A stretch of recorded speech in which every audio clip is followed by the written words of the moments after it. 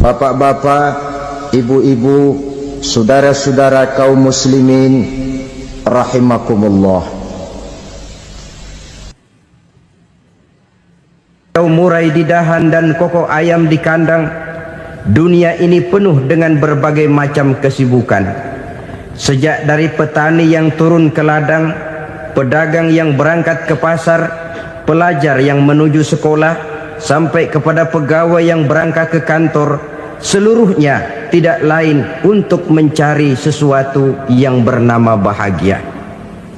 Setiap orang menginginkan kebahagiaan, dan tidak seorang pun menginginkan kesengsaraan dalam kehidupan ini. Namun nyatanya tidak setiap orang yang ingin bahagia mengetahui jalan yang harus ditempuhnya untuk sampai kepada kebahagiaan itu. Maka pada kesempatan pertemuan kali ini saya ingin menyampaikan sebuah hadis dari junjungan kita baginda Nabi besar Muhammad sallallahu alaihi wasallam yang termuat dalam kitab Mukhtarul Ahadits An-Nabawiyah, di mana beliau bersabda, arba'un min sa'adatil mar'i. Ada 4 perkara yang merupakan tanda dari orang bahagia. Saya mau tanya, di antara saudara-saudara yang hadir di sini, apa ada yang kepengen jadi orang sengsara? Ya. Seluruhnya tentu ingin mendapatkan kebahagiaan. Maka menurut resep dari Nabi kita, tanda orang bahagia itu 4. Jadi kalau saudara ingin bahagia, harus mempunyai 4 perkara ini. Yang pertama, orang bahagia itu kata Nabi, darun wasi'un, punya rumah biar bagus asal gede, enak ngaturnya, daripada sudah punya rumah kecil adanya di pinggir kali, gubuk, kalau hujan bocor miring lagi, kiamat. Loh, kalau gitu Islam materialis dong. Hadis ini boleh diartikan dengan makna hakiki, arti yang sebenarnya, boleh diartikan dengan makna majazi, arti kiasan. Kalau dia diartikan dengan arti kias, maka yang dimaksud darun wasi'un ay qalbun wasi'un, rumah yang luas tidak lain daripada hati yang lapang. Karena di situ kunci kebahagiaan yang sebenarnya. Walaupun kita cuma tinggal di petak berukuran 2 kali 3 meter, kalau hati kita luas-luas rasanya rumah itu. Tapi biar rumah kita halamannya saja puluhan ribu hektar, ada kolam renangnya, kamar tidurnya tidak lagi terhitung, kalau hati yang menempati rumah itu sempit, maka akan terasa sempit jugalah rumah itu. Tempat bergantungnya tidak lain adalah hati. Marilah kita mencoba melihat berbagai pandangan orang tentang bahagia ini. Ada orang menyangka bahwa bahagia itu kalau dia mendapatkan harta yang sebanyak-banyaknya. Siapa yang banyak harta, dialah raja. Apa yang dia mau, seluruhnya bisa dibeli. Keamanannya, dia bisa menyewa petugas. Seluruh fasilitas untuk menyenangkan kehidupannya bisa dibeli. Pendeknya, hartalah segala-galanya dalam kehidupan. Sampai ada pepatah mengatakan, innad darahima fil amakini kulliha taksur rijala mahabatan wa jalala. Sesungguhnya harta, dinar, dirham, uang, di mana-mana selalu bikin hebat orang yang memilikinya. Coba lihat, orang yang punya duit sama yang enggak punya duit, jangan gaya hidupnya, gaya jalannya aja lain. Wahia lisanun liman arada fasahatan, wahia silahun liman arada qitala. Uang adalah senjata yang paling ampuh bagi orang yang mau pergi perang, dan lidah yang paling fasih bagi orang yang mau bicara. Kalau bicara dengan lidah macet, cobalah bicara dengan harta, lancar. Sampai ada pepatah demikian, segalanya bisa diatur dengan harta.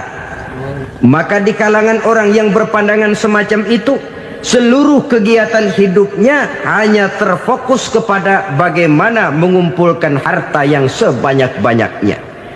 Tidak peduli halal haram, tidak kenal sore pagi siang dan malam, tidak sempat sujud, jauh dari agama, jauh dari kehidupan yang bersifat ruhaniyah, jauh dari Allah dan sebagainya. Sampai dalam Al-Quran dikelompokkan dalam kelompok yang dinamakan lumazah. Allazi jama'a malahu wa 'addadah yahsabu anna malahu akhladah. Mereka mengumpulkan harta sebanyak-banyaknya dan menyangka bahwa harta yang banyak itu dapat mengekalkan hidupnya, mengekalkan kekayaannya, mengekalkan kebahagiaannya.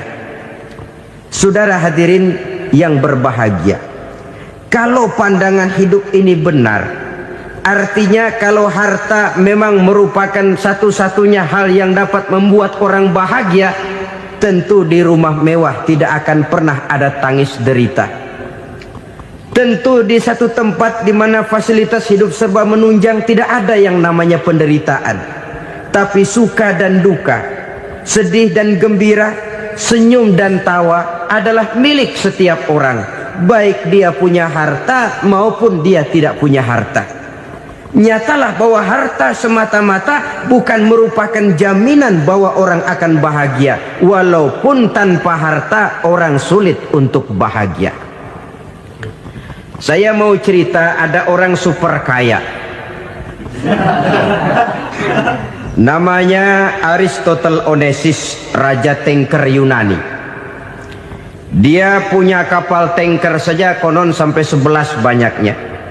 Punya perusahaan penerbangan yang disebut Olympic Airlines. Punya hotel di berbagai kota besar di dunia ini, sejak dari New York, London, Paris, Rome dan sebagainya. Bahkan punya pulau yang dia namakan Pulau Scorpio. Ini kan namanya sudah kaya nggak tanggung-tanggung, punya pulau. Nah, dia punya 2 orang anak, yang satu laki-laki namanya Alexander, yang satu perempuan namanya Maria Onesimus. Seluruh harapannya tertumpah kepada anak lakinya Alexander ini, yang akan meneruskan usahanya, meneruskan kekayaannya, meneruskan dinastinya. Apa yang terjadi? Ternyata anak yang dia harapkan yang bernama Alexander ini mati muda dalam kecelakaan pada waktu dia olahraga. Apa olahraganya? Namanya olahraga anak orang kaya, golongan jet set. Olahraganya olahraga pesawat terbang. Jatuh, ya nggak kapungut, habis mati. Tinggal satu anak perempuannya, Maria Onesimus. Tapi anak perempuan ini juga malah urakan. Terakhir dia pacaran, bahkan kemudian kawin sama orang Rusia. Rupanya Aristotle Onesimus ini broken. Kekayaannya yang berlimpah ruah, perusahaannya yang begitu banyak, siapa yang akan meneruskan? Siapa yang akan menggantikan? Sampai kemudian dia mengurung diri di Pulau Scorpio dan mati di sana secara mengenaskan. Seorang multi jutawan, seorang yang super kaya, mati menyendiri di pulau sepi. Ibarat kata pepatah, anak ayam mati di lumbung. Bukan kekurangan makanan, keurugan makanan. Begitu kehidupan Aristotle Onesimus. Dan banyak orang-orang yang sudah demikian kaya sampai dibingungkan oleh kekayaannya sendiri. Telusurilah kehidupan David Rockefeller misalnya, Henry Ford misalnya, Adnan Khashoggi misalnya. Multi jutawan yang kadang-kadang dibuat keder oleh kekayaannya sendiri. Pantas ketika Imam Ali ditawarkan orang, "Ya Ali, kalau kepadamu disuruh pilih ilmu atau harta, kau pilih mana?" Ya jelas pilih ilmu dong. Kenapa? Pertama, ilmu kalau kita berikan kepada orang lain tambah. Tapi harta kalau kita berikan kepada orang lain kurang. Saudara punya uang 10.000, dibagi orang 5.000, jelas uang saudara berkurang. Tapi saudara punya ilmu diberikan kepada orang lain bisa, saudara pun makin mantap. Tidak lantas jadi bodoh karena ngajarin orang. Saudara bisa Fatihah lalu mengajarkan orang Fatihah. Orang bisa, saudara pun makin hafal. Tidak lantas setelah diajarin orang ilmunya hilang. Begitu datang dia minta orang, tolong ajarin saya Fatihah, udah habis, nggak ada.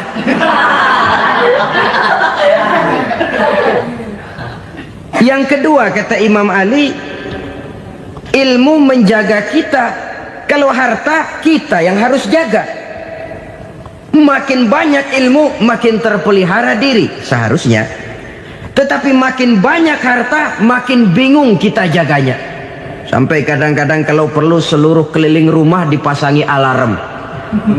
Belum cukup disewakan anjing besar-besar, pasang di depan pintu, awas anjing galak. Masih belum cukup juga, cari centeng tukang-tukang kepruk jaga rumah. Masih terasa belum aman, padahal rumahnya dikelilingi tembok besar. Di balik tembok ada pintu-pintunya tebal. Di balik pintu itu terbuka masuk kamar, kamar pun ada pintunya, pintunya pun kuat.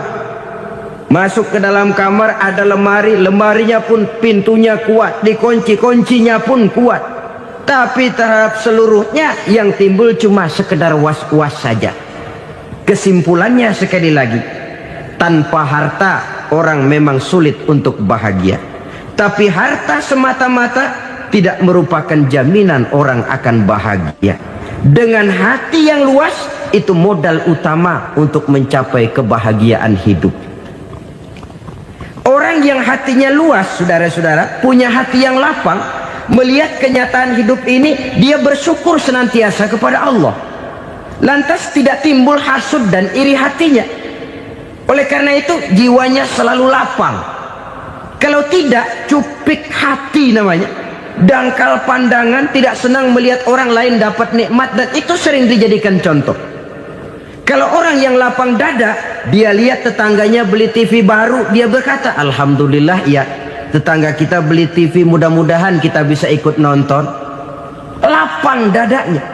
Tapi orang yang sempit hati, lihat tetangga beli televisi, meriang.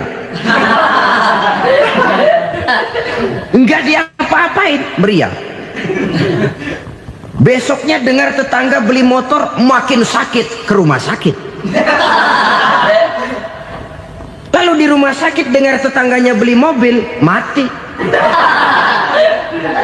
Disiksa oleh perasaannya sendiri. Orang kalau hati sudah sempit dalam hidup, kemanapun dia pergi, sempit rasanya medan kehidupannya. Kemudian kita melihat juga ada orang yang menilai bahwa bahagia itu katanya kalau punya kedudukan yang tinggi, pangkat yang agung, wibawa yang besar. Mungkin betul, tapi mungkin juga tidak. Bergantung kepada hati orang yang punya pangkat itu. Sama dengan harta tadi. Harta akan membawa bahagia kalau dia jatuh ke tangan orang yang berhati lapang. Tapi harta akan jadi bencana kalau jatuh ke tangan hati orang yang sempit. Pangkat akan membawa bahaya kalau jatuh di tangan hati orang yang sempit. Lebih dari itu, kenyataan mengajarkan kepada kita bahwa ternyata pangkat dan jabatan tidak selamanya memberikan kebahagiaan dalam kehidupan. Bahkan resikonya kelewat besar. Beberapa bukti kita bisa ambil dari para pemimpin dunia yang menjadi korban lantaran pangkat dan jabatan yang disandangnya. Saudara ingat Presiden Abraham Lincoln dan John Kennedy dari Amerika? Dibunuh orang. Park Chung-hee dari Korea Selatan, Ziaur Rahman dari Bangladesh, Anwar Sadat dari Mesir, terakhir Indira Gandhi dari India, menjadi korban dari pangkat dan jabatan yang disandangnya dari orang-orang yang tidak senang dia memegang jabatan itu. Dia akan mudah mengundang bencana. Sehingga pantas kalau seorang presiden terkemuka Amerika, Harry Truman namanya, dia mengatakan jabatan presiden itu, kata dia, seperti orang nunggang macan, naik macan. Harus kita taiki, kalau enggak dia bakal nerekam kita. Ngeri katanya. Adapun orang yang hatinya lapang, kalau dia menerima pangkat dan jabatan, dianggapnya itu satu kesempatan untuk berbuat baik.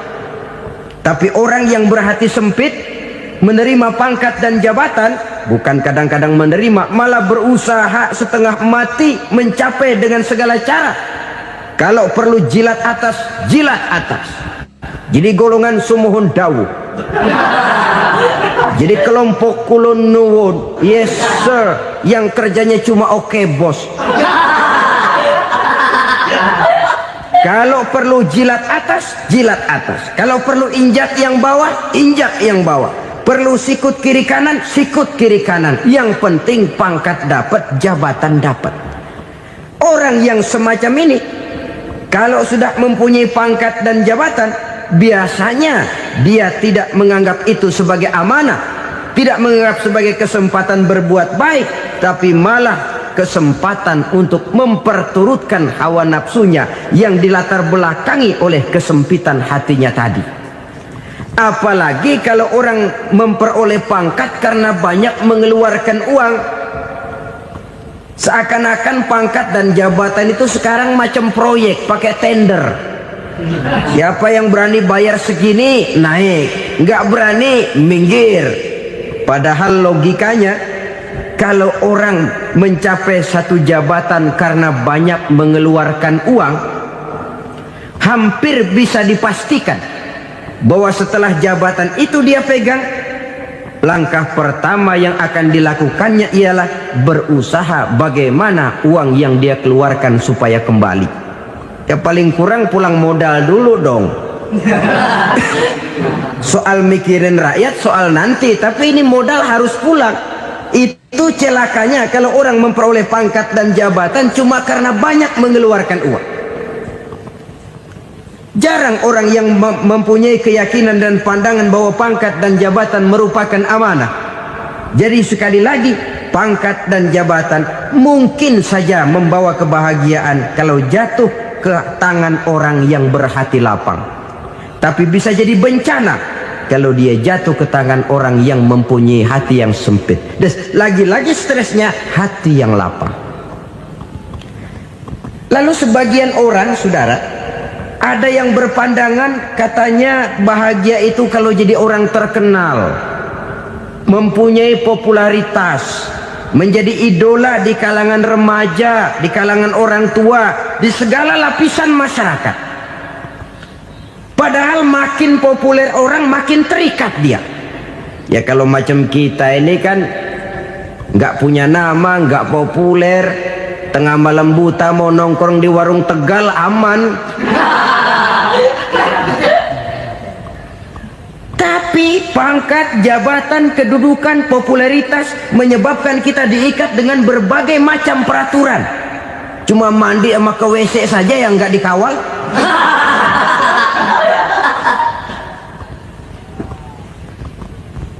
Benarkah popularitas, ketenaran membawa kebahagiaan? Mungkin, ya, tapi mungkin juga tidak.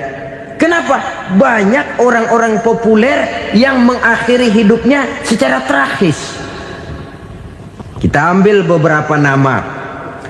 Di Amerika tahun 60-an ada bintang seksi paling terkenal yang dijuluki sex bomb, bom seksi. Sampai sekarang jadi legenda, namanya Marilyn Monroe. Singkatan doublenya itu inisialnya MM, Marilyn Monroe. Terkenal top sampai dia mati tahun 62, namanya sekarang masih saja dibicarakan orang.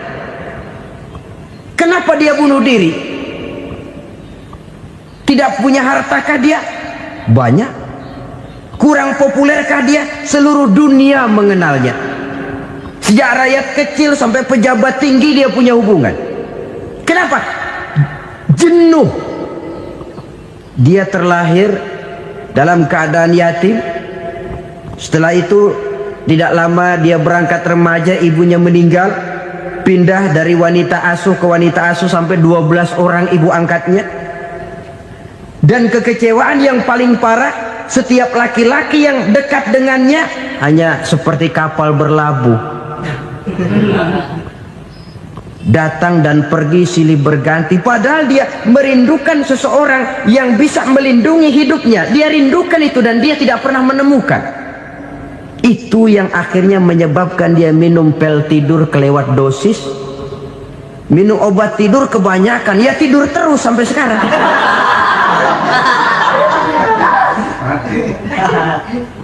Dia mengakui, saya telah memiliki ketenaran, tapi saya tidak pernah hidup dalam ketenaran itu. Saya pandai main sandiwara, tapi saya ingin hidup dalam alam yang real sebagaimana umumnya orang. Itu yang dia rindukan. Menyusul jejak yang namanya Marilyn Monroe ini, Billie Holiday, saudara kenal tentu, di rumah sakit dirawat. Dia juga minum obat overdosis, mati lagi. Jimi Hendrix minum obat tidur overdosis kelewat batas, mati lagi. Lalu yang menghanyutkan diri di danau, Janis Joplin dan Brian Jones. Ini orang-orang populer, orang-orang terkemuka yang mengakhiri hidup secara tragis, bukan karena tidak terkenal, mungkin karena sudah saking terkenalnya. Contoh paling belakangan, Bruce Lee. Wah, ini tukang-tukang keprok tentu kenal siapa dia. Sampai sekarang pun tabir kematiannya masih merupakan misteri. Dan yang masih hidup juga menunjukkan gejala yang aneh. Michael Jackson, rumahnya di Beverly Hills itu dijaga sedemikian rupa, dan dia selalu curiga kepada setiap makanan harus steril, bersih dari segala macam kimia. Kemana dia pergi, itu tukang-tukang keprok sudah selalu menjaga dan mengawal, dan dia seakan takut menunjukkan mukanya yang asli. Hingga kalau tampil ke tengah di luar show, dia kadang memakai pakaian yang tidak menunjukkan dia yang sebenarnya, takut dikenali orang. Ternyata popularitas sering jadi momok yang meracuni kehidupan manusia. Oleh karena itu, benarlah junjungan kita pada saat beliau mengajarkan orang akan bahagia kalau dia mempunyai hati yang lapang. Nah, sekarang masalahnya untuk mendapatkan hati yang lapang, caranya bagaimana? Kita kembali kepada konsep Quran. Allah mengajarkan, ala inna bi dzikrillahi tatmainnul qulub. Ketahuilah bahwa dengan banyak mengingat Allah, hati akan tenang, jiwa akan lapang. Dengan kata lain, dekat dengan agama, merasakan kehadiran Allah dekat dalam hidup. Itu muara pertama untuk mencapai hati yang lapang. Ala inna bi dzikrillahi tatmainnul qulub. Jangan macam orang sekarang ingin mendapatkan ketenangan lalu tapak di puncak gunung, di gua-gua, di tempat sepi. Iyalah kalau nggak ada ular. Kalau tergigit ular berbisa, ketenangan belum, mati jelas itu. Islam positif untuk mendapatkan ketenangan. Ala inna bi dzikrillahi tatmainnul qulubi. Bahwa ketahuilah bahwa dengan banyak mengingat Allah, hati akan tenang, jiwa akan lapang, nuansa pikiran akan luas. Karena yang namanya bahagia ada dimanapun manusia berada. Di kampung ada bahagia, di kota ada bahagia, di ngarai, di lembah, di gunung, di hutan, di lautan, di angkasa luar, dimanapun bahagia itu ada kalau kita bermodalkan hati yang lapang ini. Dan hati akan lapang kalau kita dekat dengan agama. Dekat dengan harta buat sementara hati mungkin tenang, tapi ketenangan yang relatif dan temporer. Apalagi orang tiap kali tambah harta, tiap kali tambah rencana, itu wajar. Mungkin sebelumnya saudara berpikir, kalau punya duit 5.000 enak nih. Begitu punya duit 5.000, aduh sayang kalau 10.000 aja. Tiap kali tambah harta, tiap kali lain rencana. Makin banyak rencana, makin menjauhkan kita dari yang namanya ketenangan. Padahal ketenangan merupakan unsur utama untuk mencapai bahagia. Dan ketenangan itu bermuara dalam hati manusia. Tengoklah kehidupan ini. Orang yang banyak harta dengan orang miskin, berbedakah rasa sakit yang mereka tanggungkan? Rasanya tidak. Walaupun si kaya tidur di kasur empuk berselimutkan sutra mahal, sementara si miskin meringkuk di balai bambu yang keras dan kasar. Apabila maut datang, dia juga tidak pernah pilih bulu. Maut datang menjemput si kaya di singgasana keemasannya, dikelilingi oleh para pengasuh, dayang dan inang serta para pengawal. Dan maupun datang menjemput si miskin papa sehingga ia tergelepar di tepian jalan. Kedua-duanya bernama mati. Kalau nyata bahwa sakit yang ditanggung si kaya tidak beda dengan sakit yang ditanggung si miskin, bukan harta semata yang membuat orang bahagia. Hati yang tenang, jiwa yang lapang penuh kedamaian karena banyak berzikir dan mengingat Allah, itu merupakan modal utama untuk mencapai sesuatu yang bernama bahagia.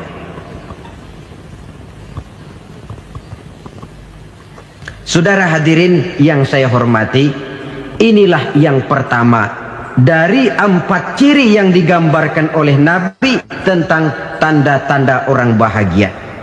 Dan harus berangkat dari yang pertama ini, hati yang lapang. Ini yang harus kita miliki lebih dahulu. Baru nanti akan menyusul kepada poin yang ketiga, kedua, dan selanjutnya. Sebab kalau hati sudah terisi dengan jiwa yang lapang, seluruh persoalan insya Allah akan bisa kita atasi dengan sebagaimana mestinya. Yang kedua sekarang, tanda orang bahagia menurut baginda Nabi, markabun syariah. Orang bahagia itu, kata beliau, punya kendaraan biar cepat asal lancar. Artinya kemana dia mau pergi mudah. Apa maksud hadis ini? Kalau kita kaji lebih dalam, kendaraan itu kan alat transportasi. Transportasi tidak lain adalah usaha memudahkan komunikasi. Pindah dari situ kepada teori bahwa manusia adalah zon political, makhluk bermasyarakat yang tidak bisa memenuhi kebutuhan hidupnya secara sendirian. Kita memerlukan keberadaan orang lain dalam kehidupan ini. Untuk memakai baju saja kita sudah perlukan petani yang tanam kapas, pabrik yang memintal kapas jadi benang, pabrik yang menenun benang jadi kain, sampai kepada mesin jahit, sampai kepada tukang jahit. Itu cuma untuk memakai pakaian saja. Tidak seorang pun di antara kita yang sanggup memenuhi kebutuhan hidupnya secara sendiri. Kita perlu orang lain. Maka kebebasan dalam arti mutlak, kebebasan tanpa batas, itu tidak mungkin ada dalam kehidupan. Karena kita mengadakan yang disebut interaksi sosial. Setiap kegiatan kita tentu melibatkan orang lain. Menurut kita barangkali kita bebas jalan di jalan raya semaunya, tapi orang lain berkendaraan pun merasa bahwa ini ada juga jalan haknya, dan begitu selanjutnya. Oleh karena itu, maksud dari kendaraan yang cepat ini adalah khulata'uhu ma'as solihin. Lingkungan pergaulannya terdiri dari orang-orang soleh. Pergaulannya luas. Kemana dia pergi ada temannya. Kesulitannya ada tempat dia cerita. Dan kesulitan kalau sudah diceritakan kepada orang lain, taruh kata orang itu tidak bisa menolong, namun menceritakannya kepada orang yang kita percayai, kan paling kurang sudah mengurangi beban jiwa, mengurangi tanggungan batin, merasa masih ada tempat kita cerita. Maka lebih baik orang awam yang mau bergaul ketimbang orang setengah alim tapi ngunci pintu. Sebab nantinya akan timbul sikap picik, cupik pandangan, dan tidak luas menghadapi kenyataan dalam kehidupan ini. Namun yang harus kita garis bawahi, pergaulan memang mesti luas. Namun jangan sekali-kali lupa bahwa pergaulan sangat besar pengaruhnya dalam ikut membentuk kepribadian manusia. Sehari-hari bisa kita bilang, kalau kita dekat sama tukang minyak wangi, sekalipun nggak dibagi minyaknya, baunya tentu dapat. Betul? Tapi dekat sama tukang elas, walaupun nggak kena apinya, asapnya mesti kena. Kalau Syauqi mengatakan lebih jelas lagi, man asyaral asrafa asa musarrafan wa muasyiral anzali ghairu musarrafin. Awalam taral jildal hakira muqabbalan bisagri lamma sara jildal mushaf. Siapa yang bergaul dengan orang mulia, dia bakal ikut menjadi mulia. Tapi siapa yang berteman dengan orang hina, dia tidak bakal ikut menjadi mulia. Tidakkah kau lihat, kata Syauqi, kulit kambing yang hina pun dicium orang ketika menjadi kantong Quran. Kulit kambing hina, kalau dia sendirian gak ada yang mau cium. Tapi begitu dia bergaul dengan Quran, menjadi kantong Quran, dipakein minyak wangi, ditaruh di tempat yang tinggi, mau diambil dicium dulu, dibawa dengan penuh hormat dan hati-hati. Kulit kambing yang hina lantaran berteman dengan Quran, numpang mujur. Tapi coba lihat kalau kulit kambing berteman dengan kayu, jadi beduk, habis. Zohor dikemplang, asar dipukul. Itu pun sedikit saja, cuma salah milih teman. Yang temannya Quran dihormati orang, yang temannya kayu lantaran jadi beduk, gelap-gelap subuh orang udah kemplangi.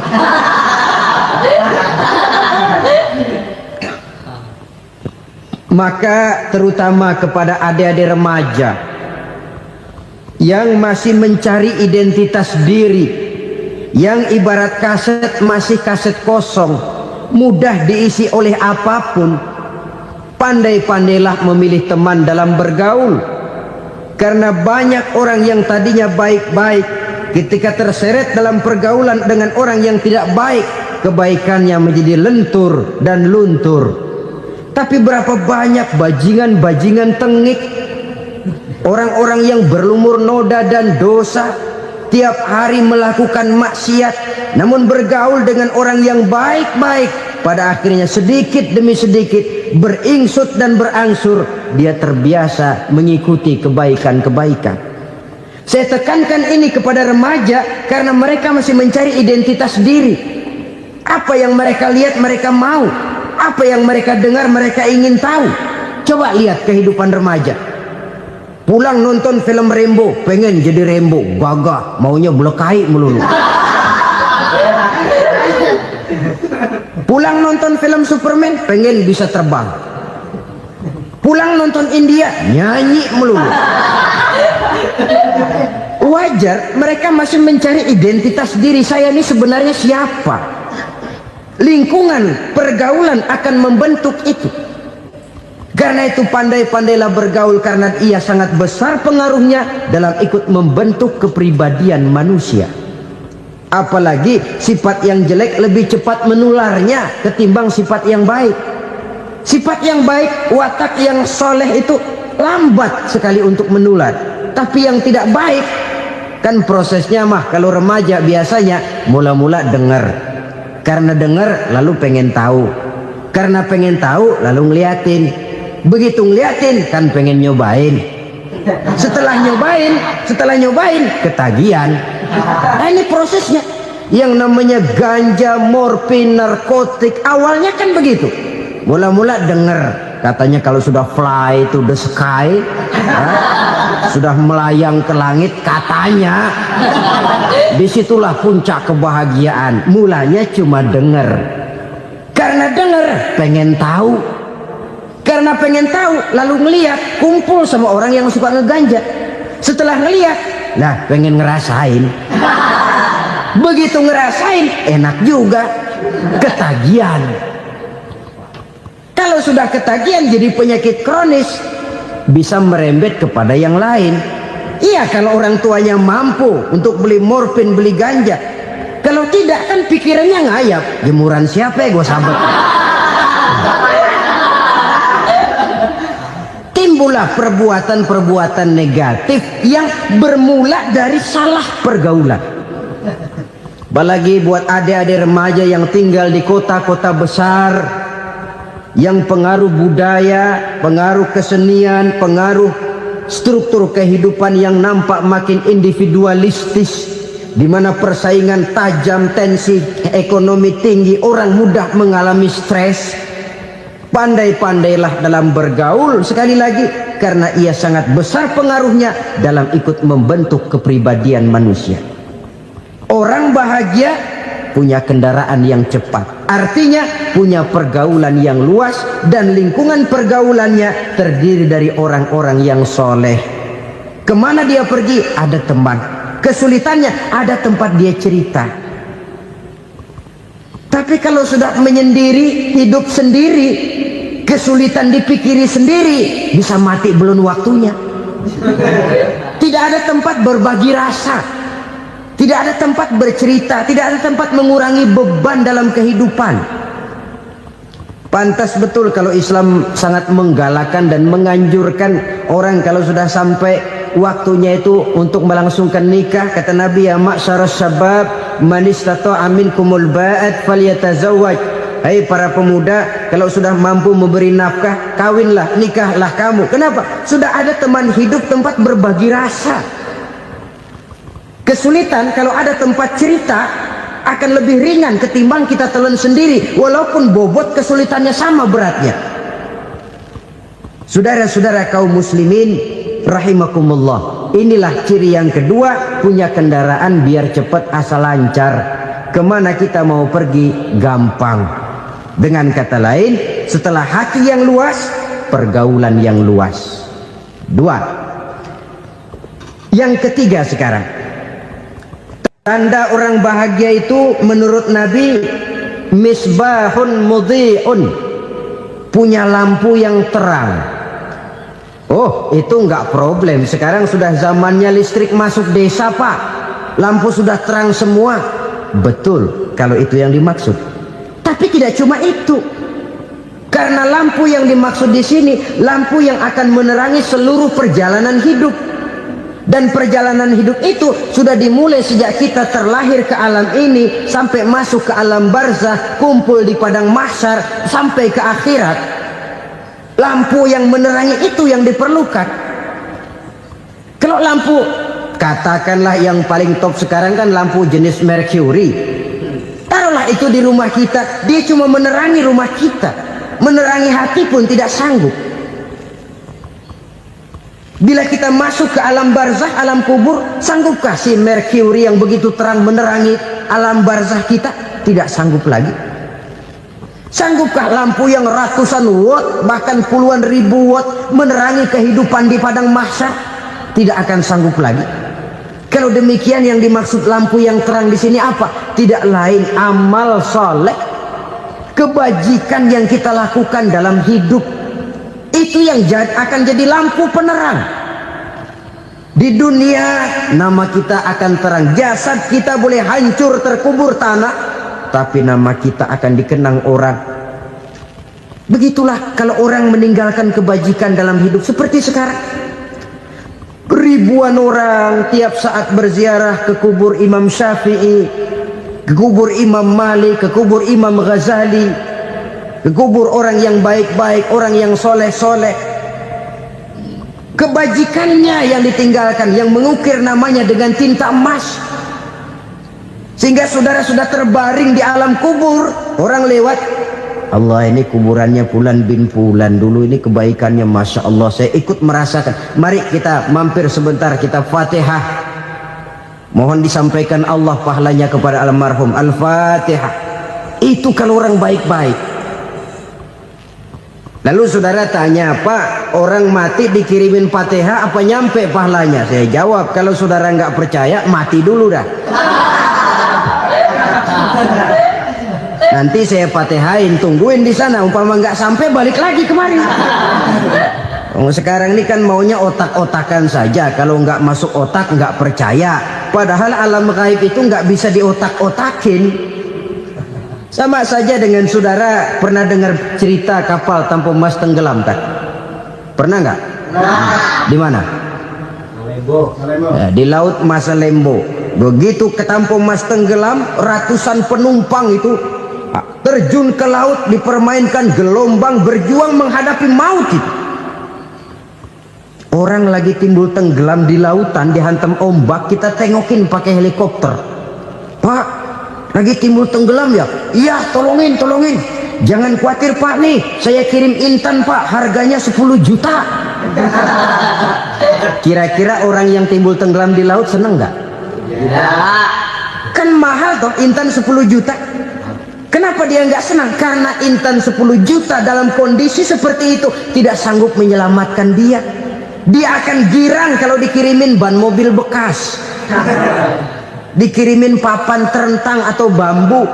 Intan yang 10 juta dia nggak girang, ban mobil bekas yang 1000 perak tuh pegang, itu yang dia girang betul. Inilah sebabnya Nabi berkata, mal mayyitu fi qabrihi illa kal ghariqil mutaghawwis. Orang yang meninggal di alam kuburnya seperti orang timbul tenggelam di lautan. Yantaziru da'watan min ahli, menunggu doa dari keluarganya yang masih hidup. Duh, bapak saya sudah meninggal, saya sayang benar sama dia. Kirimin kulkas ke kuburannya Itu sama saja dengan tadi orang tenggelam di lautan dikirimi intan yang harganya 10 juta, ndak sampai.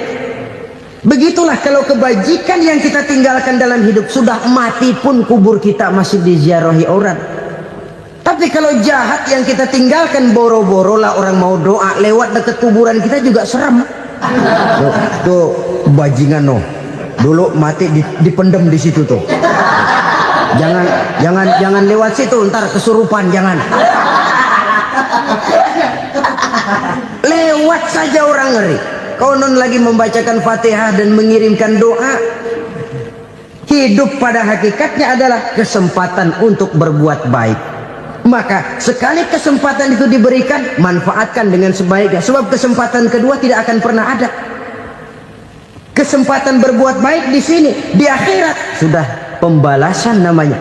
Sekali kesempatan itu dicabut, dia tidak akan pernah dikembalikan lagi. Kata Iqbal, hidup tidak mundur ke belakang, Bung.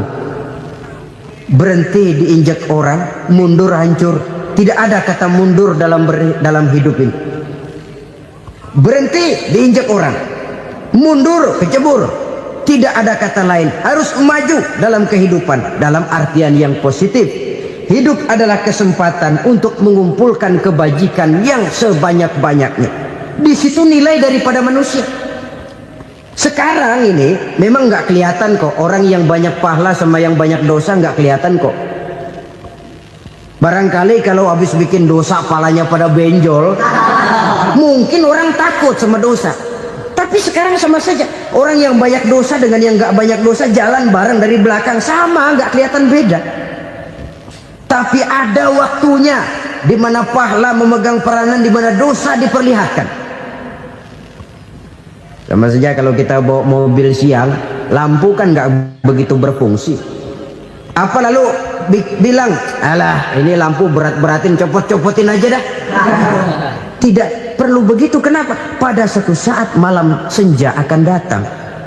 Bila matahari terbenam, senja pun datang, gelap mulai merayap, disitulah baru terasa perlunya lampu. Pahala begitu. Sekarang orang yang nggak ada pahalanya nggak kelihatan dalam kehidupan. Tapi pada suatu saat senja kehidupan akan datang. Ajal merenggut nyawa, malam merayap, dan hidup mulai diliputi kegelapan di alam barzakh. Dikala itu kalau nggak punya lampu, alangkah malangnya kita. Sebab amal yang baik, kata Nabi, di alam barzakh itu akan diciptakan menjadi perempuan yang cantik menemani kita. Amal yang jahat akan menjadi orang yang paling jelek nemenin kita. Sudah di tempat gelap yang nemenin jelek.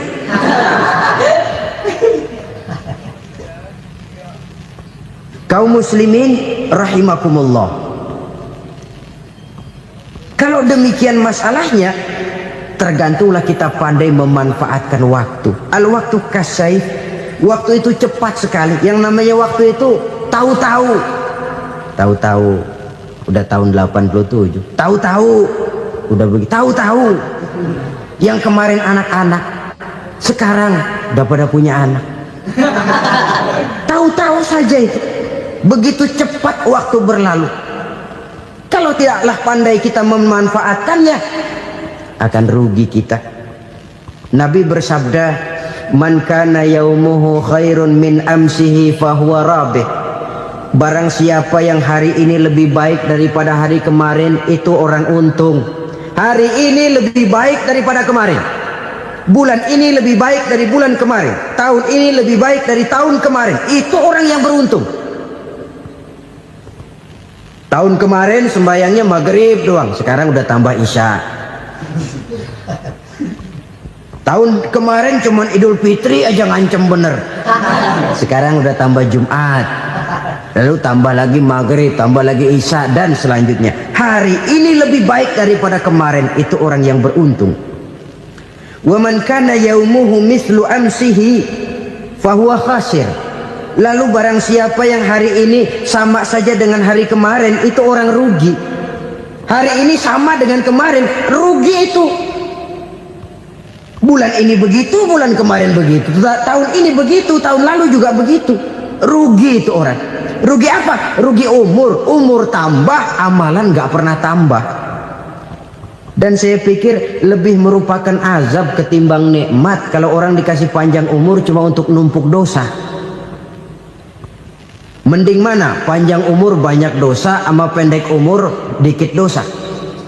Mending mana? Mending mana? Ya, paling mending tentu panjang umur banyak pahala. Tapi kalau tidak, sekali lagi, lebih merupakan azab ketimbang nikmat kalau orang diberikan panjang umur tapi cuma untuk sekedar menumpuk dosa. Kehilangan kesadaran bahwa dunia bukan terminal akhir dari satu perjalanan.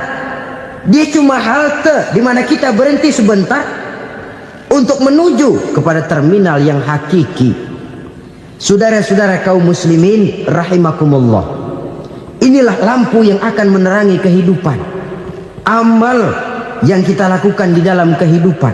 Jadi yang dimaksud dengan lampu yang terang, kebajikan yang kita kerjakan dalam hidup. Nah, setiap orang di awal tadi saya bilang ingin bahagia. Bahagia itu kan hakikatnya kumpulan senang dan selamat. Senang, selamat. Apa bedanya? Senang tapi tidak selamat, nggak bahagia. Selamat tapi nggak senang, nggak bahagia orang. Contoh, kalau orang korupsi, duitnya banyak, senang dia, tapi keselamatannya. Ada tentara baris di samping rumahnya udah bingung, padahal tentara latihan. Tentara cuma latihan, dia bingung. Senang, tapi karena keselamatannya tidak terjamin, dia tidak bahagia. Sebaliknya pegawai negeri jujur benar, cuma segaji-gajinya, selamat nggak korupsi tapi melarat, ya nggak bahagia juga, kurang senang. Kesenangan dan keselamatan untuk dunia saja, ya sekali lagi, kalau cuma sekedar untuk dunia saja, bisa dibeli pakai uang, bisa dibeli pakai uang. Saudara ingin selamat, bisa dibeli pakai uang. Saudara ingin senang, bisa dibeli dengan uang. Tapi setelah mati masuk ke alam barzah, habis kekuasaan uang. Nggak bisa lagi beli keselamatan pakai uang, tidak mungkin lagi membeli kesenangan dengan uang. Di situ pahala yang megang peranan. Makin banyak pahala, makin banyak saham untuk membeli kesenangan dan keselamatan, untuk memperoleh yang namanya bahagia. Dan jangan lupa loh, di alam barzah kita nggak sebentar, menunggu datangnya kiamat. Loh iya, kalau kita begitu dikuburin terus kiamat datang, untung. Tapi kalau masih harus 1000, 2000, puluhan ribu tahun yang akan datang, dalam satu penantian yang begitu lama, tanpa saham untuk memperoleh kebahagiaan, satu kemalangan yang tidak ada pernah putus-putusnya. Janganlah tergelincir oleh kebahagiaan sebentar yang menipu dengan mengorbankan kebahagiaan hakiki yang berjangka panjang. Apa artinya senyum sejenak kalau harus ditebus dengan tangis seumur hidup? Biarlah kita minum jamu, pahit memang, getir memang, tapi kan besok badan sehat. Daripada sekarang minum sirup, manis memang, enak memang, tapi bibir pada jontor besok. sirawan, batuk, nggak karu-karuan. Banyak orang tertipu oleh kesenangan yang sebentar. Padahal laisa kullu ma yalma'u zahaban. Belum tentu semua yang berkilat itu emas. Belum tentu semua yang gemerlap itu intan. Karena itu marilah manfaatkan kesempatan yang diberikan Allah ini untuk mengumpulkan kebajikan yang sebanyak-banyaknya. Yang terakhir sekarang, yang keempat, tanda orang bahagia kata Nabi. Zaujatun salihah. Orang bahagia itu tanda yang keempat kata Nabi, punya istri biar cakep asal taat. Sudah surga itu sudah. Cakep taat. Istri kayak gitu, kalau belum mati jangan dikuburin dulu.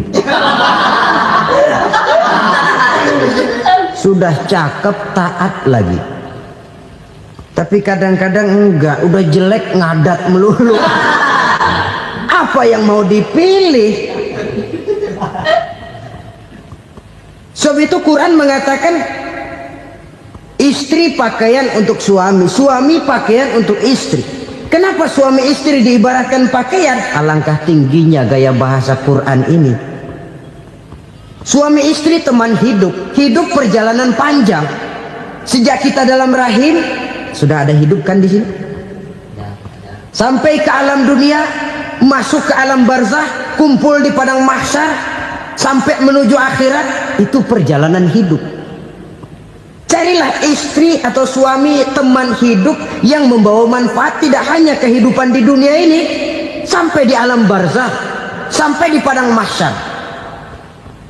Suaminya mungkin meninggal lebih dulu atau istrinya mungkin meninggal lebih dulu. Tapi suami atau istri yang masih hidup berbuat kebajikan. Suami saya meninggal, ada hartanya, saya sedekahkan, niat pahala untuk almarhum suami saya. Ini teman hidup. Tidak dibatasi dan tidak bisa dipisahkan oleh maut sekalipun. Zohirnya mungkin pisah, badannya mungkin pisah, tapi hatinya, jiwanya, kebersamaannya dalam menghadapi kehidupan. Karena itu saudara-saudara, bahasa Quran indah. Suami istri diibaratkan seperti pakaian. Apa fungsi pakaian? Pertama, pakaian jadi kebanggaan. Artinya suami harus menjadi kebanggaan istri, istri harus jadi kebanggaan suami. Yang kedua, pakaian itu kan fungsinya menutup aurat. Artinya sesama suami istri harus saling menjaga kekurangan masing-masing. Jangan malah sesama suami istri saling membongkar rahasia dan aibnya sendiri-sendiri. Istrinya diceritain jeleknya di mana-mana, atau suaminya dibongkar rahasianya di pasar umum. Itu sudah tidak lagi berfungsi sebagai pakaian.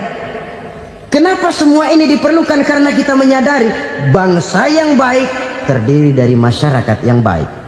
Masyarakat yang baik merupakan susunan dari warga yang baik. Warga yang baik adalah terdiri dari rumah tangga yang baik. Dan rumah tangga yang baik merupakan susunan dari pribadi yang baik. Dari situ langkah dimulai. Membangun satu bangsa yang baik diawali dengan membangun rumah tangga yang baik, dengan menciptakan pribadi-pribadi yang baik. Sehingga dari sini diharapkan berkembanglah nilai-nilai kebaikan. Orang akan bahagia mempunyai istri yang soleh. Kenapa? Tidak ada seorang suami bisa sukses jadi apapun dia, apapun profesinya. Dokterkah, kiaikah, mubalikah, petanikah, pengusahakah, pejabat tinggikah, tidak ada seorang suami yang bisa sukses tanpa peran serta istrinya. Walaupun memang peranan itu tidak begitu kelihatan, tapi sangat menentukan. Karena itu, saudara hadirin yang saya hormati, Islam sangat menghargai kaum wanita, memberikan kedudukan yang tinggi sepanjang tidak mematikan kodrat kewanitaannya.